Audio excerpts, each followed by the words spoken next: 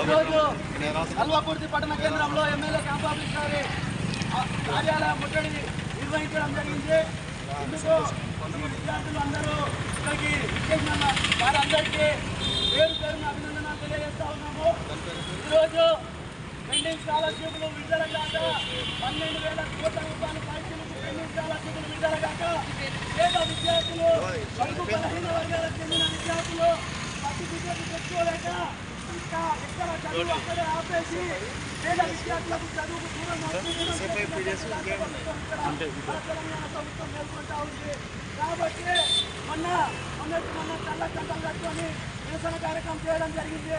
ఈరోజు camp office ముట్టడి చేయడం జరుగుతూ ఉంది. ఇప్పటి వరకైనా రాష్ట్ర ప్రభుత్వానికి కనువిప్పు కలగట్టేదా అని చెప్పేసి ఈరోజు భారత విద్యార్థి ఫెడరేషన్ ఎస్ఎఫ్ఐ మరియు వామపక్ష విద్యార్థి సంఘాలుగా ప్రభుత్వాన్ని డిమాండ్ చేస్తూ ఉన్నాము. ఈరోజు విద్యార్థులు మీ ఆస్తులు మీ అంతస్తులో ఏమడగట్లేదయ్యా. ఈరోజు పెండింగ్లో ఉన్న స్కాలర్షిప్లు మాకు ఒక్కొక్క విద్యార్థికి 12,000 రూపాయలు చొప్పున ఇవ్వాలి. అవి మాత్రమే మాకు అకౌంట్లలో వేయండి. కానీ మీరు ఏం చేస్తున్నారంటే ఈరోజు కమిటీల రూపంలో చాలా వ్యాపారం చేస్తున్నారు తప్ప ఈరోజు ఈ కమిటీ నిర్వహిస్తేనే స్కాలర్షిప్లు చేస్తాము, విద్యార్థులకు స్కాలర్షిప్ ఈ కమిటీ ద్వారానే ప్రకటిస్తామని చెప్పేసి మన ఒక కమిటీ రూపంలో మనం